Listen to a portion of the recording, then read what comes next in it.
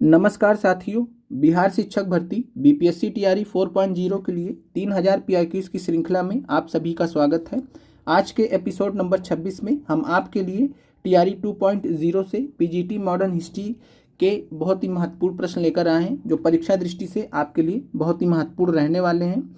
और ओवरऑल हमारा episode number 26 है। अगर अभी तक आपने इन एपिसोड्स को नहीं देखा तो आप बहुत अच्छे से क्लियर कर लीजिएगा। प्रीवियस ईयर क्वेश्चंस में हमने बहुत अच्छे अच्छे पेपर्स आपको यहाँ पर सॉल्व कराए हैं, और यहाँ पर कुछ पेपर्स ऐसे भी हैं जो आपको किसी बुक में भी नहीं मिलते हैं, जैसे कि हेड मास्टर और हेड टीचर का पेपर हमने सॉल्व कराया है। इसके अलावा बीपीएससी एग्रीकल्चर का हमने पेपर सॉल्व आपको कराया है। तो ये सभी पेपर आपको कहीं अन्यत्र मिलते नहीं हैं। चलिए सेशन को स्टार्ट करते हैं। एपिसोड नंबर 26 है हमारा। पहला प्रश्न आप सभी के सामने है। बिहार में 1857 की क्रांति के दौरान पटना, आरा और शाहाबाद जिलों में किसने नेतृत्व प्रदान किया था? तो बिहार में 1857 की क्रांति के दौरान उस समय पटना जिला और आज का पटना जिला समान तो है नहीं, और आज़ादी के बाद थोड़ा चेंज भी हुआ, तो उस हिसाब से पटना, आरा और शाहाबाद जिले एक साथ में आपको बताना है। राजकुमार शुक्ला है, नामदार खान है, कुंवर सिंह है। तो 63 नंबर प्रश्न की अगर हम बात करें तो अगर आपसे पटना, आरा और शाहाबाद जिले एक साथ में जब आपसे पूछा जाएगा तब आपको राइट आंसर कुंवर सिंह मानना है। इसके अलावा अगर हम बात करें क्या पटना में स्पेसिफिकली, पटना में विशेष रूप से कुंवर सिंह ने नेतृत्व प्रदान किया था, तो जवाब है नहीं। पटना में इन्होंने नेतृत्व प्रदान नहीं किया था। पटना में जो है बात करें 1857 के विद्रोह का नेतृत्व किसने किया था? तो ये किया था पीर अली ने। पुस्तक विक्रेता थे जिनका नाम था पीर अली। तो पटना में जब आपसे पूछा जाएगा विशेष रूप से कि पटना में कौन सक्रिय थे 1857 की क्रांति के दौरान, तब आपका आंसर पीर अली हो जाएगा। लेकिन अगर आपको पटना, आरा और शाहाबाद जिले एक साथ में दिया जाएगा तब आपको आंसर मानना है कुंवर सिंह। इसके अलावा अभी 2 दिन पहले बिहार सरकार ने कुंवर सिंह का विजय दिवस मनाया है। कुंवर सिंह का विजय दिवस मनाया है। क्या आप बता सकते हैं कि बिहार सरकार ने कुंवर सिंह का विजय दिवस किस तिथि को मनाया है? तो विजय दिवस कुंवर सिंह जी का 23 अप्रैल 2025 को मनाया गया है। 23 अप्रैल 2025 को मनाया गया है। और ये किसके वजह से मनाया जाता है विजय दिवस कुंवर सिंह जी का, तो ये भी आप जान लीजिए। 23 अप्रैल 1858 को हमने आपको पढ़ा रखा है। और जो भी अभ्यर्थी हमारा बिहार स्पेशल मॉडर्न हिस्ट्री की क्लास नहीं देखें, तो हमने 6 अलग से स्पेशल क्लासेस ली थी मॉडर्न हिस्ट्री के लिए, आप उसे जरूर देख लीजिएगा। कुंवर सिंह से ही कहानी सारी स्टार्ट की हमने, उसको बहुत अच्छे से देख लीजिएगा। परीक्षा उपयोगी हमने बहुत महत्वपूर्ण तथ्य बताए हैं। तो 23 अप्रैल 1858 को कुंवर सिंह ने अपना अंतिम युद्ध लड़ा था। कुंवर सिंह ने अपना अंतिम युद्ध लड़ा था। कहाँ पर लड़ा था? जगदीशपुर के निकट। और अपने अंतिम युद्ध में कुंवर सिंह ने पराजित किया था। पराजित किया था किसे? किसे हरा दिया था? तो पराजित किया था कैप्टन ली ग्रांड को। तो कैप्टन ली ग्रांड को हराया था कुंवर सिंह ने, ये आपको ध्यान रखना अपने अंतिम युद्ध में। इसीलिए 23 अप्रैल को क्या मनाया जाता है? कुंवर सिंह जी का विजय दिवस। इसके अलावा कब इनका देहांत हुआ था? तो 26 अप्रैल 1858 को देहांत हुआ था। चलिए आगे बढ़ते हैं। अगला प्रश्न आपके सामने है। बंगाल का विभाजन कब प्रभावी हुआ है? 14 अक्टूबर 1905 को, 15 अक्टूबर 1905 को, या 16 अक्टूबर 1905 को? तो बंगाल का विभाजन से संबंधित जो भी सारी कहानी है किस गवर्नर जनरल या भारत के वायसराय से रिलेटेड है? तो बंगाल के विभाजन की घोषणा, बंगाल के विभाजन को लागू करने वाले जो भारत के वायसराय थे उनका नाम क्या था? तो ये आपको पहला सबसे जरूरी है जो ध्यान रखना है, वो थे लॉर्ड कर्जन। लॉर्ड कर्जन ने बंगाल विभाजन की घोषणा की थी। लॉर्ड कर्जन ने ही बंगाल विभाजन को लागू भी किया था, प्रभावी भी किया था। तो यहाँ पर प्रभावी का मतलब है लागू होना। तो लॉर्ड कर्जन के समय में बात करें तो 16 अक्टूबर 1905 को, 16 अक्टूबर 1905 को बंगाल का विभाजन प्रभावी हुआ था। और इसके अलावा बात करें तो टीआरई 2 में ही एक सवाल अन्यत्र पूछा गया था आपका 6 से 8 वाले में, जीएस वाले सेक्शन में सवाल क्या पूछा गया था कि बंगाल का विभाजन जब प्रभावी हुआ था तब आंदोलनकारियों ने किस तिथि के रूप में मनाया था? तो किस तिथि के रूप में 16 अक्टूबर 1905 को मनाया था? जवाब है शोक दिवस। शोक दिवस के रूप में मनाया था। शोक दिवस के रूप में 16 अक्टूबर 1905 को आंदोलनकारियों ने सेलिब्रेट किया था। तो राइट आंसर आपका 16 अक्टूबर 1905 है, बंगाल का विभाजन प्रभावी हुआ। इसके अलावा 2 तिथि और भी ध्यान रखनी है।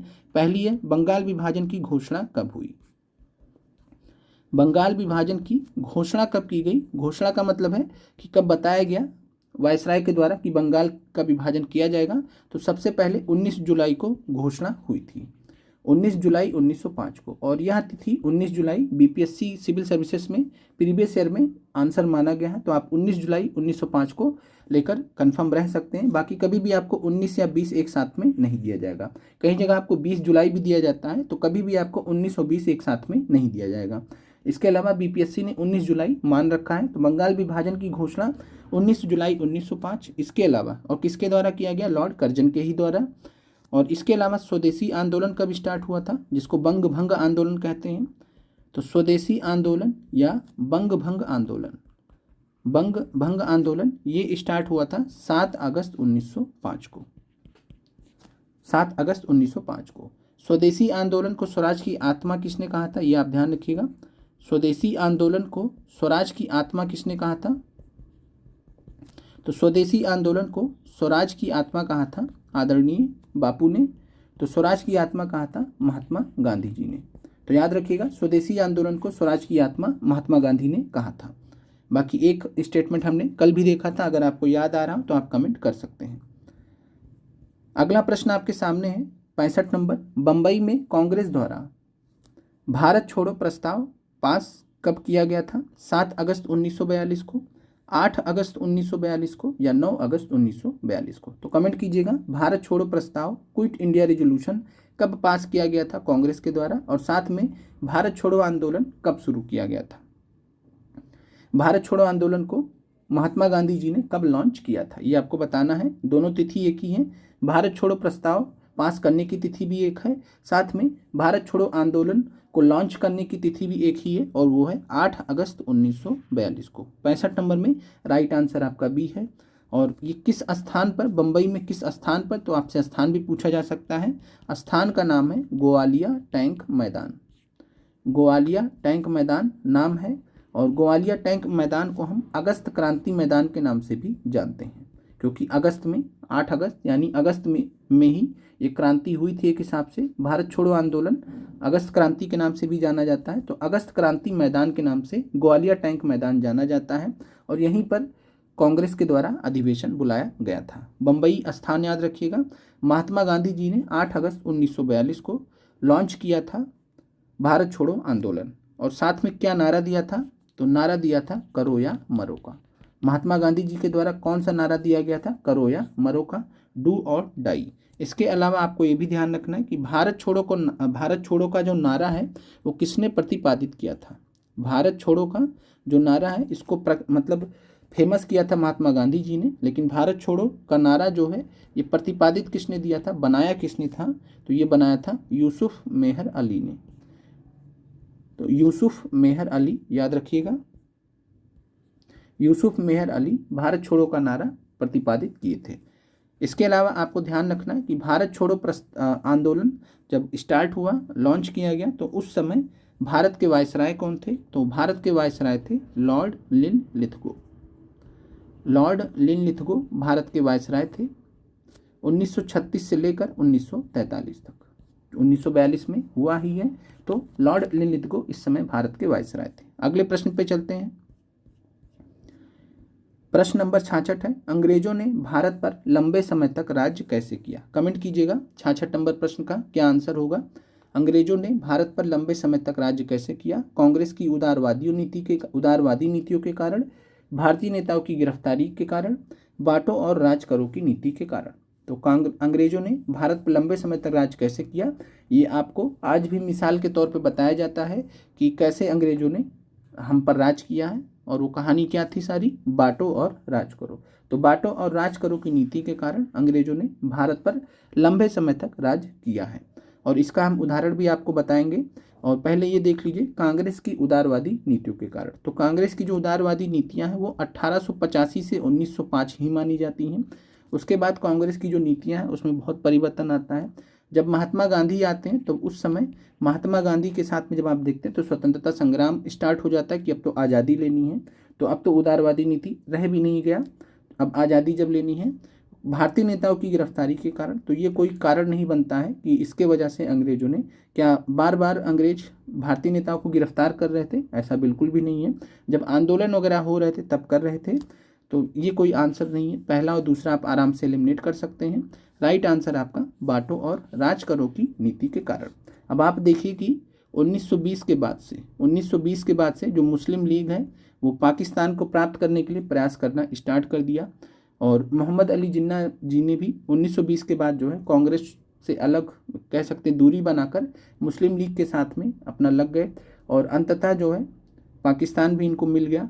लेकिन हुआ क्या, बांटो और राज करो की नीति के कारण 1920 के बाद से जो आंदोलन था वो एक हिसाब से बट गया, और बटने में हुआ क्या, अंग्रेजों का फायदा हो गया। तो इस प्रकार से बांटो और राज करो की नीति के कारण आज़ादी में भी देरी हुई। हो सकता था अगर साथ में लड़ते तो आज़ादी पहले मिल जाती। जो बात 1916 वाले लखनऊ अधिवेशन में हुई थी, अगर उसको अमल में लाया जाता तो हो सकता था आज़ादी पहले भी मिल सकती थी।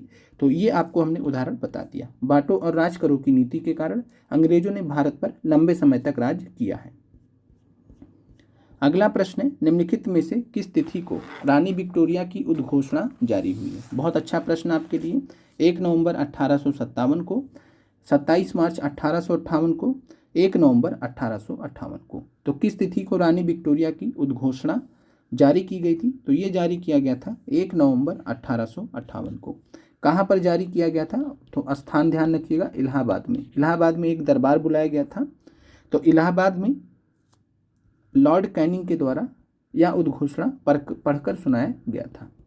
लॉर्ड कैनिंग के द्वारा, जो कि उस समय भारत के गवर्नर जनरल थे, लॉर्ड कैनिंग के द्वारा इलाहाबाद में रानी विक्टोरिया की उद्घोषणा को पढ़कर सुनाया गया था। यह आपको ध्यान रखना है। इसके अलावा आपसे पूछा जा सकता है कि रानी विक्टोरिया को भारत की महारानी कब घोषित किया गया है? यह आपसे पूछा जा सकता है।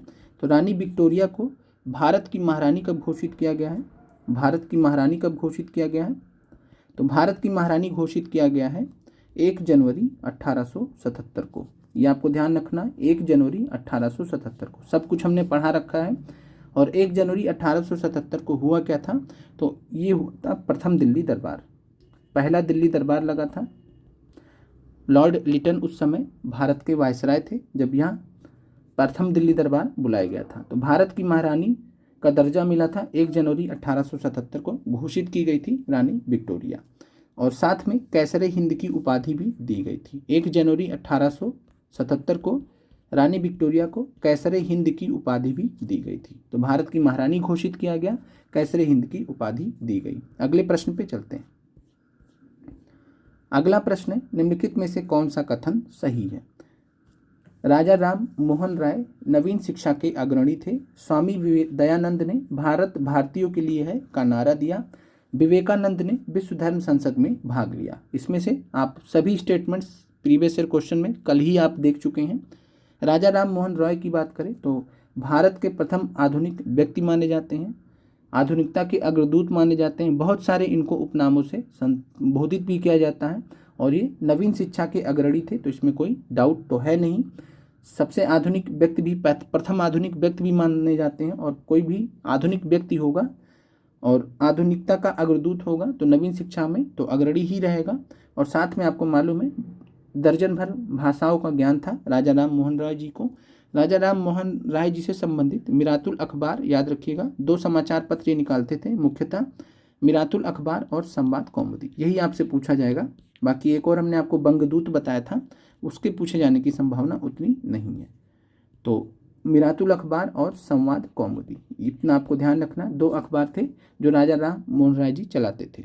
इसके अलावा स्वामी दयानंद जी के बारे में कल हमने आपसे बात किया था डिटेल में, कल वाले पेपर में। तो भारत भारतीयों के लिए का नारा दिया था, ये आपको क्लियर है, India for Indians. Vivekananda ji ने विश्व धर्म संसद में भाग लिया था। कब भाग लिया था? 1893 में। ये भी हमने कल आपसे डिस्कस किया था। तो कौन से कथन सही हैं? ए, बी, सी, तीनों सही हैं। तीनों सही हैं, इसका मतलब है राइट आंसर आपका डी है, उपयुक्त में से एक से अधिक। अगले प्रश्न पे चलते हैं। इनमें से कौन इंग्लैंड में भारत के अनाधिकारिक दूत बने थे? अनऑफिशियल एम्बेसडर कौन था भारत का इंग्लैंड में? ये आपसे पूछा जा रहा है। अनऑफिशियल एम्बेसडर कौन था? भारत के अनाधिकारिक दूत कौन थे इंग्लैंड में? सुरेंद्र नाथ बनर्जी थे, दादा भाई नौरोजी थे, स्वामी विवेकानंद थे। तो स्वामी विवेकानंद की बात करें तो इंग्लैंड में इन्होंने जाकर ऐसा कुछ काम नहीं किया है जिससे ये संस जाए, तो ये तो है नहीं। सुरेंद्र नाथ बनर्जी जी की बात करें तो ये भी जो है इंग्लैंड में इन्होंने ऐसा कोई ऐसा काम नहीं किया है। और भारत के अनाधिकारिक दूत का जो दर्जा है वो प्राप्त है दादा भाई नौरोजी को। दादा भाई नौरोजी को ऐसा क्यों कहा जाता है? अनआधिकारिक का मतलब है कि भारत की तरफ से इनको घोषित करके नहीं भेजा गया था, आधिकारिक रूप से या ऑफिशियली इनको नहीं भेजा गया था, लेकिन अनआधिकारिक रूप से माना जाता है। क्यों माना जाता है? 1866 में, सोचिए जब कांग्रेस नहीं बनी थी उससे 20 साल पहले 1866 में ईस्ट इंडिया एसोसिएशन बनाया था भारतीयों के लिए। ईस्ट इंडिया एसोसिएशन बनाया था दादा भाई नौरोजी ने। ईस्ट इंडिया एसोसिएशन की स्थापना कहाँ पर की थी? लंदन में की थी दादा भाई नौरोजी ने। इसके अलावा 1892 से 95, जिससे आपको ये चीज़ पता चल जाएगा कि भारत के आधिकारिक दूत थे। 1892 से 95 के बीच ये ब्रिटिश संसद में, जो हाउस ऑफ कॉमन्स जिसको बोलते हैं, तो ब्रिटिश संसद में, हाउस ऑफ कॉमन्स में ये पहले भारतीय या पहले एशियाई व्यक्ति थे जो सांसद चुने गए थे। तो पहले भारतीय या पहले एशियाई व्यक्ति थे, एशिया के पहले व्यक्ति थे, पहले भारतीय व्यक्ति थे जो सांसद चुने गए थे। और इस सांसद जब चुने गए तो 1892-95 में इन्होंने क्या किया? भारत के जो राजनीतिक मुद्दे थे उनको उठाया। तो भारत के राजनीति से संबंधित अगर कोई मुद्दा इंग्लैंड में उठा रहा है तो भारत का अनाधिकारिक दूत ही तो कहलाएगा। तो इससे आप इस चीज़ को इस्टेब्लिश कर सकते हैं। इसके अलावा रस्तगोफ्तार के नाम से इनकी पत्रिका आती थी। तो रस्तगोफ्तार आप याद रखिएगा दादा भाई नौरोजी की। और इसके अलावा वॉइस ऑफ इंडिया है। तो रस्तगोफ्तार, वॉइस ऑफ इंडिया दादा भाई नौरोजी जी की पत्रिका है। सुरेंद्र नाथ बनर्जी जी की बात करें तो इंडियन नेशनल एसोसिएशन भी कहा जाता है। तो इंडियन एसोसिएशन शॉर्ट में भी बोला जाता है। इंडियन एसोसिएशन की स्थापना की थी 1876 में सुरेंद्र नाथ बनर्जी जी ने। अगले प्रश्न पर चलते हैं। राइट आंसर आपका बी है, दादा भाई नौरोजी। अगला प्रश्न आपका है, भारत सरकार अधिनियम 1935 को किसने गुलामी का चार्टर बताया था? महात्मा गांधी जी ने, नेताजी सुभाष चंद्र बोस ने, मौलाना हसरत मोहानी ने। कमेंट कीजिएगा। भारत सरकार अधिनियम 1935 को किसने गुलामी का चार्टर बताया था? तो इस प्रश्न की अगर हम बात करें तो 1935 अधिनियम को गुलामी का चार्टर बताया था। यहाँ पर राइट आंसर हो जाएगा नन ऑफ दिस। क्यों हो जाएगा? गुलामी का चार्टर बताया था जवाहरलाल नेहरू जी ने बताया था। इसके अलावा और क्या कहा था भारत सरकार अधिनियम को? और क्या कहा था जवाहरलाल नेहरू जी ने? तो जवाहरलाल नेहरू जी ने कहा था कि हमें सभी ब्रेक और बिना इंजन वाली कार प्रदान की गई है। भारत सरकार अधिनियम को गुलामी का चार्टर बताया और कहा था कि हमें सभी ब्रेक, यानी ब्रेक तो सारे लगे हैं लेकिन इंजन है ही नहीं, तो हमें सभी ब्रेक और बिना इंजन लगे वाली कार प्रदान की गई है। बिना इंजन वाली कार प्रदान की गई है, एक कार विदाउट ब्रेक्स हमें मिला है। ये कहने का मतलब था भारत सरकार अधिनियम को आलोचना की गई थी एक प्रकार से। तो राइट आंसर आपका हो जाएगा नन ऑफ दिस। मौलाना हसरत मोहानी को किस रूप में जाना जाता है?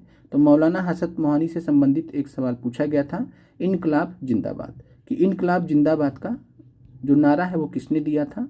इनकलाब जिंदाबाद का नारा किसने दिया था? तो इनकलाब जिंदाबाद का नारा मौलाना हसरत मोहानी ने दिया था। इसको पॉपुलर किसने किया था, फेमस किया था? तो फेमस किया था हमारे भगत सिंह जी ने। भगत सिंह ने इनकलाब जिंदाबाद के नारे को फेमस किया था। मौलाना हसरत मोहानी ने इनकलाब जिंदाबाद के नारे को बनाया था। ये भी TRE 2 में 6 से 8 वाले सेक्शन में पूछा गया था। तो ये आपको क्लियर हो गया होगा। जो है राइट आंसर आपका है यहाँ पर नन ऑफ दिस। इसके अलावा महात्मा गांधी जी ने क्रिप्स मिशन को, याद रखिएगा, क्रिप्स मिशन के प्रस्ताव को लेकर एक स्टेटमेंट दिया था जो आपसे पूछा जा सकता है। तो क्रिप्स मिशन के प्रस्ताव को महात्मा गांधी जी ने क्या कहा है ये आपको ध्यान रखना चाहिए। और क्या कहा था महात्मा गांधी जी ने क्रिप्स मिशन के प्रस्ताव को? तो नोट कर लीजिएगा, विफल बैंक पर पोस्ट डेटेड चेक, विफल बैंक पर पोस्ट डेटेड चेक के रूप में वर्णित किया था क्रिप्स मिशन 1942 को। अगले प्रश्न पर चलते हैं। चलिए, प्रश्न आपके सामने है, थोड़ा ऐतिहासिक भी है और साथ में भूगोल से भी संबंधित है। हम्पी किस नदी के तट पर स्थित है? हम्पी की बात करें तो हम्पी को आज के डेट में यूनेस्को के विश्व धरोहर स्थल में रखा गया है, विश्व धरोहर स्थल में रखा गया है।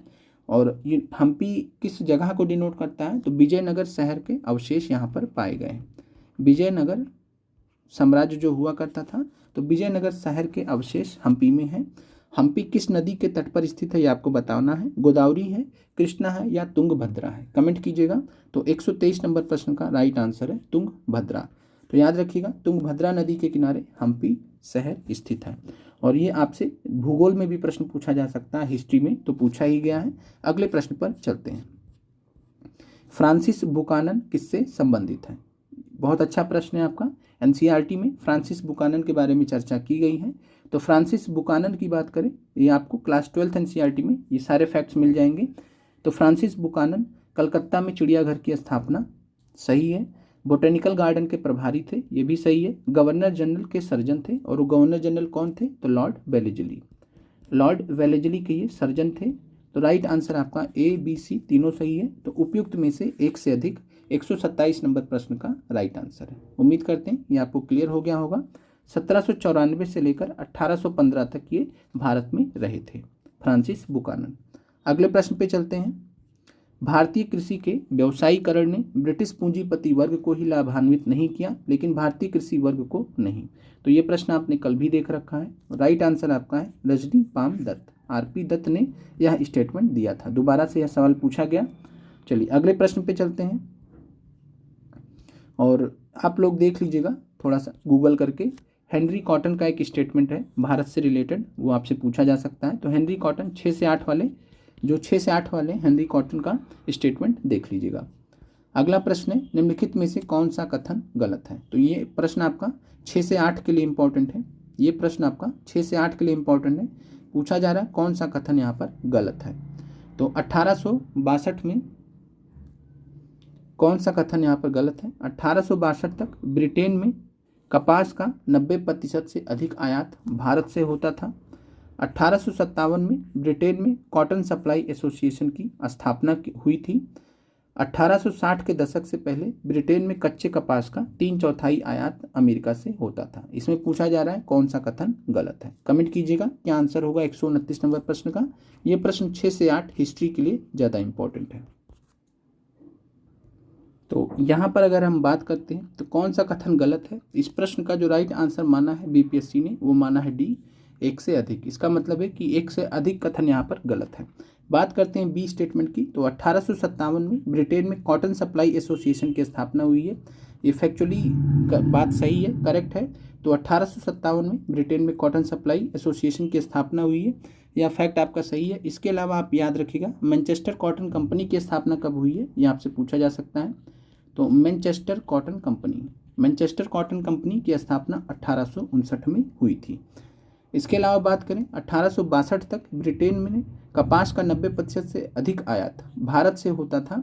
तो ये भी जो है थोड़ा डाउटफुल है। इसके अलावा जो ए और सी यही दोनों गलत लग रहे हैं इस हिसाब से। तो कौन सा कथन गलत है? तो राइट आंसर यहाँ पर एक से अधिक है, डी है। थोड़ा सा क्वेश्चन कंफ्यूजिंग है, और आंसर आप बीपीएससी ने फाइनल आंसर की में एक से अधिक माना है। अगले प्रश्न पे चलते हैं। बढ़िया प्रश्न आपके सामने है। निम्नलिखित में से कौन सा युग्म गलत है? अस्थाई बंदोबस्त बंगाल, रैयतवाड़ी प्रणाली दक्कन, महलवाड़ी व्यवस्था अवध। आपको बताना है कौन सा युग्म गलत है। तो अस्थाई बंदोबस्त बंगाल प्रांत में लागू हुई थी, बिल्कुल सही बात है। रैयतवाड़ी प्रणाली की बात करें तो मद्रास और दक्कन में लागू हुआ था। महलवाड़ी व्यवस्था की बात करें तो अवध और पंजाब वाले में लागू हुआ था। तीनों ही सही है। कौन सा युग्म गलत है? जब तीनों सही है तो इसका मतलब है कोई भी गलत नहीं है। राइट आंसर आपका हो जाएगा नन ऑफ दिस। तो ये प्रश्न हमने आपको बताया, कल भी आपको बताया था हमने कि जो प्रश्न आसान होते हैं मुकाबले, उनका कई बार आंसर आपको नहीं दिया रहता, सिर्फ ये निगेटिव कर दिया जाता है, यहाँ पर गलत लिख दिया गया, तो इसके वजह से प्रश्न कठिन हो जाता है। 130 में राइट आंसर आपका नन ऑफ दिस है। अगले प्रश्न पे चलते हैं। इनमें से कौन सा नेता 1857 के विद्रोह से जुड़ा नहीं है? बहुत अच्छा प्रश्न आपके सामने है। इनमें से कौन सा नेता 1857 के विद्रोह से जुड़ा नहीं है? रानी लक्ष्मीबाई है, शाह अमल है, मौलवी अहमदुल्ला शाह है। तो रानी लक्ष्मीबाई जी को आप जानते हैं कि 1857 के विद्रोह में झांसी के लिए लड़ गई थी और बलिदान भी अपना दिया था। तो रानी लक्ष्मीबाई तो थी ही। मौलवी अहमदुल्ला शाह की बात करें तो इन्होंने आज के अयोध्या और उस समय के फैजाबाद वाले क्षेत्र में किया था, नेतृत्व प्रदान किया था। तो फैजाबाद या अयोध्या वाले क्षेत्र में मौलवी अहमदुल्ला शाह ने नेतृत्व प्रदान किया था। शाहमल की अगर हम बात करते हैं तो शाहमल ने नोट कर लीजिएगा, ये थोड़ा सा आपके लिए नया हो सकता है। बागपत जिले में, उस समय बागपत मेरठ के अधीन आता था, आज अलग है। उस समय बागपत मेरठ जिले के अंतर्गत आता था, आज अलग है। तो बागपत वाले क्षेत्र में शाहमल ने नेतृत्व प्रदान किया था, इनका भी योगदान रहा है। तो विद्रोह से जुड़े थे शाहमल। इसके अलावा अगर आपसे पूछेगा मेरठ में किसने नेतृत्व प्रदान किया, तो मेरठ में चौधरी कदम सिंह, मेरठ में चौधरी कदम सिंह, याद रखिएगा।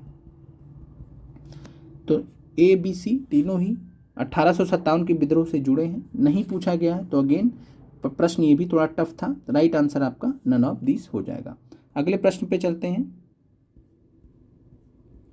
अगला प्रश्न आपका है, निम्नलिखित में से कौन सा कारण 1857 के विद्रोह की शुरुआत से जुड़ा नहीं है। अच्छे से देख लीजिएगा, प्रश्न को पूछा गया नहीं है, तो कौन सा 1857 के विद्रोह की शुरुआत से जुड़ा हुआ कारण नहीं है।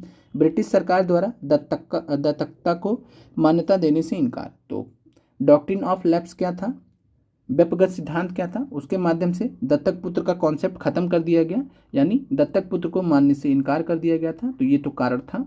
इसके वजह से देखिए जो है काफ़ी सारे जो भारत के राज्य थे, देसी राज्य थे, सतारा से कहानी स्टार्ट हुई। सतारा, संबलपुर, उदयपुर, झांसी, नागपुर, अवध, सबको जो है बात करें, अवध को नहीं कह सकते, अवध जो है मिस गवर्नमेंट के आधार पर लिया गया था। तो ये सारी चीज़ें थी, लगभग आधे दर्जन के आसपास जो भारत के राज्य थे। इसी वजह से दत्तक पुत्र वाले कॉन्सेप्ट के वजह से अंग्रेजों ने हड़प लिए थे लॉर्ड डलहौजी के व्यक्तिगत नीति के तहत। तो ये आपका कारण था। यह धारणा कि अंग्रेज भारतीय समाज द्वारा पोषित और पवित्र माने जाने वाले सामाजिक धार्मिक रीति रिवाजों को नष्ट कर रहे, ये बात किससे स्टैब्लिश हुई थी, तो जो तत्कालिक कारण था। क्या था तत्कालिक कारण 1857 के युद्ध का? तो तत्कालिक कारण था कि जो चर्बी लगे कारतूस, तो जो चर्बी लगे कारतूस थे जिनको मुंह से या दांत का प्रयोग कर कर खोलना पड़ता था, तो उसमें जो है बात बहुत दूर तक फैल गई कि इसमें चर्बी लगे कारतूस हैं, और इस वजह से ये धारणा बहुत तेज हुई। तो तत्कालिक कारण भी था, जो इनफील्ड राइफल का प्रयोग किया गया था, तो ये भी कारण था, ये भी कारण था। अंग्रेज किसानों के रक्षक थे, तो ये कोई कारण नहीं था। अंग्रेज किसानों के रक्षक थे क्या? नहीं, भक्षक थे, किसानों को खा गए थे। इतना ज़्यादा टैक्स वसूल लिया था कि जब भारत आज़ाद हुआ तो सबसे पहला काम भारत सरकार को यही करना पड़ा कि किसानों को टैक्स फ्री करना पड़ा। तो 1857 के विद्रोह की शुरुआत से जुड़ा नहीं है, अंग्रेज किसानों के रक्षक थे, ये कोई कारण नहीं है। अगला प्रश्न आपका है, इनमें से कौन गुजराती हैं और लंदन में प्रशिक्षित वकील हैं? कमेंट कीजिएगा, इनमें से कौन गुजराती हैं और लंदन में प्रशिक्षित वकील रहे हैं? सरदार वल्लभ भाई पटेल, मोहम्मद अली जिन्ना, गोपाल कृष्ण पटेल। तो यहाँ पर बात करें गुजराती हैं, तो गुजराती से आप सरदार वल्लभ भाई पटेल की तरफ जा सकते हैं, लेकिन लंदन में प्रशिक्षित वकील भी पूछ रहा है, तो राइट आंसर आपका है मोहम्मद अली जिन्ना। तो गुजराती थे ये मोहम्मद अली जिन्ना, और लंदन में प्रशिक्षित वकील थे। तो राइट आंसर आपका बी है, मोहम्मद अली जिन्ना। यह प्रश्न 2 बार पूछा गया, यहाँ तो पूछा ही गया, इसके अलावा जीएस वाले सेक्शन में भी, 40 नंबर वाले सेक्शन में भी यह प्रश्न पूछा गया है। अगले प्रश्न पे चलते हैं, इनमें से किसे लाल, बाल और पाल के नाम से नहीं जाना जाता है? चलिए, बहुत अच्छा प्रश्न आपके सामने है, किसे लाल, बाल और पाल के नाम से नहीं जाना जाता है? अब यहाँ पर बाल गंगाधर तिलक है, ये तो है। लाला लाजपत राय लाल से हैं। बिपिन चंद्र पाल, तो लाल, बाल और पाल, तो बाल, लाल, पाल तीनों मिल गए हमें, तीनों तो थे ही। इसके अलावा चौथे कौन थे? तो चौथे थे अरबिंदो घोष। ये 4 थे जो कि गरम दल के नेता थे। अरबिंदो घोष या अरविंद घोष, ये 4 नेता थे जो गरम दल के नेता थे, और इन तीनों को संयुक्त रूप से लाल, बाल और पाल के नाम से जाना जाता था। नहीं पूछा गया तो अगेन आपका तीनों ही विकल्प में है, तो आपका राइट आंसर हो जाएगा नन ऑफ दिस। तो आप देख रहे हैं कि बीपीएससी बार बार वही टैक्टिक्स प्रयोग कर रहा है कि जो प्रश्न आसान है उसको नन ऑफ दिस की तरफ ढकेल दे रहा है। अगले प्रश्न पर चलते हैं, संविधान सभा के सदस्यों का चुनाव निम्नलिखित में से किस आधार पर किया गया था? अगेन बहुत अच्छा प्रश्न आप सभी के सामने है। तो संविधान सभा के सदस्यों का चुनाव किस आधार पर किया गया था? सार्वभौमिक वयस्क मताधिकार पर किया गया था, सार्वभौमिक पुरुष वयस्क मताधिकार पर किया गया था, या सार्वभौमिक महिला वयस्क मताधिकार पर किया गया था? कमेंट कीजिएगा क्या आंसर होगा 137 नंबर प्रश्न का। तो 137 नंबर प्रश्न की भी अगर हम बात करें तो सार्वभौमिक वयस्क मताधिकार था क्या? नहीं था। सार्वभौमिक पुरुष वयस्क मताधिकार भी नहीं था कि पुरुषों को दे दिया गया था, महिला को भी अलग से नहीं दिया गया था। तीनों ही विकल्प यहाँ पर गलत है, नन ऑफ दीज यहाँ पर आपका अगेन राइट आंसर है। अब बात करते हैं संविधान सभा के सदस्यों का। तो संविधान सभा के सदस्यों का चुनाव हुआ कैसे था? तो संविधान सभा के सदस्यों का जो चुनाव हुआ था, नोट कर लीजिएगा, संविधान सभा के सदस्यों का जो चुनाव हुआ था ये हुआ था अप्रत्यक्ष रूप से, अप्रत्यक्ष रूप से हुआ था। और किसने किया था? तो प्रांतीय विधानसभा के सदस्यों द्वारा। तो प्रांतीय विधानसभाओं के सदस्यों द्वारा संविधान सभा के सदस्यों का चुनाव अप्रत्यक्ष रूप से प्रांतीय विधानसभाओं के सदस्यों के द्वारा किया गया था। तो इस वजह से अप्रत्यक्ष रूप से चुनाव हुआ। तो यहाँ पर सार्वभौमिक वयस्क मताधिकार की कोई बात भी नहीं आएगी।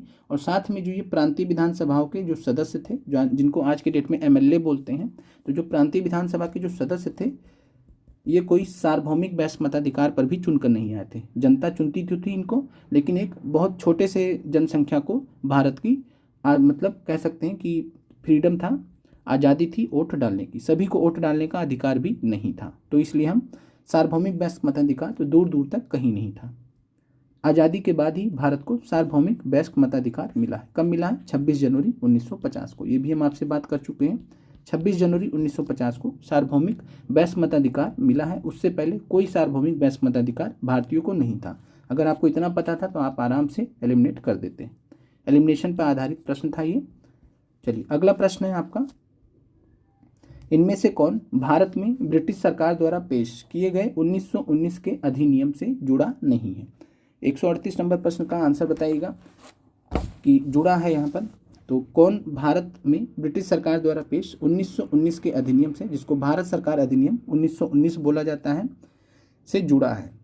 तो बात करें 1919 के अधिनियम को हम किस नाम से जानते हैं? तो इस अधिनियम को हम मोंटेग्यू चेम्सफोर्ड अधिनियम के नाम से जानते हैं। अगर आपको इतना मालूम था कि मोंटेग्यू चेम्सफोर्ड सुधार के नाम से जानते हैं या मोंटेग्यू चेम्सफोर्ड अधिनियम के माध्यम से जानते हैं, तो एडविन मोंटेग्यू जुड़े थे, चेम्सफोर्ड जुड़े थे। ये क्लियर हो गया आपको? तो मोंटेग्यू चेम्सफोर्ड सुधार के नाम से भी आपने पढ़ रखा है। इसके अलावा इसको मोंटफोर्ट सुधार भी कहा जाता है। मोंटेग्यू का मोंट लिया जाता है, चेम्स का फोर्ड लिया जाता है, तो मोंटफोर्ट सुधार भी इसको कहा जाता है।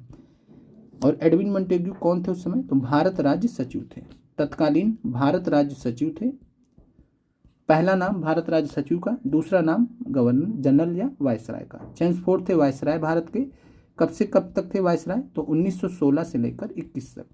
1916 से लेकर 21 तक चेम्सफोर्ड भारत के वायसराय थे। साइमन की बात करें तो साइमन ने क्या किया था? 1919 के अधिनियम की समीक्षा करने के लिए भारत आए थे। साइमन कमीशन का गठन क्यों किया गया था? तो 1919 के अधिनियम से की समीक्षा करने के लिए आए थे। और यहाँ पर बात किया जा रहा पेश करने का, तो पेश करने में ए और सी ही सही होंगे। तो यहाँ पर आपका राइट आंसर ए और सी सही है, इस वजह से राइट आंसर आपका डी है। अगले प्रश्न पे चलते हैं, आधुनिक चीन का संस्थापक किसे माना जाता है? तो रैंडम प्रश्न है जो आपसे पूछा जा सकता है, 6 से 8 के लिए ज़्यादा इंपॉर्टेंट प्रश्न है। आधुनिक चीन का संस्थापक किसे माना जाता है? तो आधुनिक चीन का जो संस्थापक है वो माना जाता है सन यात सेन को। तो याद रखिएगा, आपसे यह प्रश्न पूछा जा सकता है। सन यात सेन को आधुनिक चीन का संस्थापक माना जाता है। सन यात सेन ने चीन गणराज्य का स्थापना किया था, चीनी गणराज्य का स्थापना किया था 1912 में। तो चीनी गणराज्य का स्थापना किसने किया था? सबसे पहले सन यात सेन ने, इसीलिए आधुनिक चीन का संस्थापक माना जाता है सन यात सेन को। इसके अलावा बात करें पीपल रिपब्लिक ऑफ चाइना, जिसको पीआरसी बोलते हैं, तो चीनी लोक गणराज्य, ये भी आपका पूछा गया है, चीनी लोक गणराज्य। जब आपसे चीनी लोक गणराज्य पूछेगा तो आंसर हो जाएगा माओ से तुंग, और इनको हम माओ जेदांग के नाम से भी जानते हैं, माओ जेदांग के नाम से भी जानते हैं। तो माओ जेदांग ने कब स्थापना किया था चीनी लोक गणराज्य का? 1949 में। और आधुनिक चीन का संस्थापक किसे माना जाएगा? सन यात सेन को। 1912 में इन्होंने चीनी गणराज्य की स्थापना की थी। तो 139 में आंसर आपका सी हो जाएगा। अगला प्रश्न है, कॉन्स्टेंटिनोपल किस तट पर स्थित है? कॉन्स्टेंटिनोपल, जिसको आज हम इस्तांबुल के नाम से जानते हैं, इस्तांबुल के नाम से जानते हैं, ये आपसे पूछा जा रहा है, किस तट पर स्थित है? भूमध्य सागर के तट पर स्थित है, फारस की खाड़ी के तट पर स्थित है, या काला सागर? तो भूमध्य सागर के तट पर स्थित नहीं है, एलिमिनेट कर दीजिए। फारस की खाड़ी पर भी नहीं है, एलिमिनेट कर दीजिए। काला सागर, लोकेशन देख लीजिएगा मैप में, राइट आंसर आपका है काला सागर। ब्लैक सी के तट पर स्थित है कॉन्स्टेंटिनोपल, इस्तांबुल। और हमने आपको बताया था कि जो कॉन्स्टेंटिनोपल है 1451 में क्या हुआ था, कॉन्स्टेंटिनोपल शहर जो है वो ढह गया था। और एक हिसाब से यहाँ पर जो इसके बाद फिर कॉन्स्टेंटिनोपल शहर के ढहने के बाद सारी कहानी हमने आपको वर्ल्ड हिस्ट्री में चर्चा किया, तो यहाँ पर डिटेल में चर्चा नहीं करेंगे। तो राइट आंसर आपका है काला सागर। अगला प्रश्न है, श्वेत ऑस्ट्रेलिया नीति कब समाप्त हुई थी? तो ये भी रैंडम प्रश्न जो आपसे पूछा जा सकता है, व्हाइट ऑस्ट्रेलिया पॉलिसी कब एंड हुई है, कब समाप्त हुई है? तो राइट आंसर आपका है 1973। तो आज के ये जो प्रश्न है, एक आखिरी प्रश्न ये भी है, ये भी देख लीजिएगा, 6 से 8 के लिए ज़्यादा इंपॉर्टेंट है हिस्ट्री के लिए। लंबी छलांग योजना क्या है? Great leap forward, great leap forward, ये भी रैंडम प्रश्न है। ग्रेट लीप फॉरवर्ड देख लीजिएगा, 6 से 8 वालों के लिए ज़्यादा इंपॉर्टेंट है। ये जो सवाल है 145 भी, 139, 145, 149 और 150, ये 6 से 8 के लिए ज़्यादा इंपॉर्टेंट है। तो राइट आंसर यहाँ पर है ग्रेट लीप फॉरवर्ड था क्या? तो लंबी छलांग योजना देश को तेजी से औद्योगिकरण के लिए प्रेरित करने के लिए नीति थी चीन की, 1958 से 1962 तक फॉलो की गई थी। राइट आंसर इसका सी है। चलिए मिलते हैं आप लोगों से शाम में, और शाम में आपकी जो क्लास होगी वो होगी 5 बजे। तो 5 बजे हम आपसे मिलेंगे, जिसमें आपको हम एनसीईआरटी साइंस के एमसीक्यू लेकर आएंगे अगले चैप्टर का। आप लोगों का देखने के लिए बहुत बहुत धन्यवाद।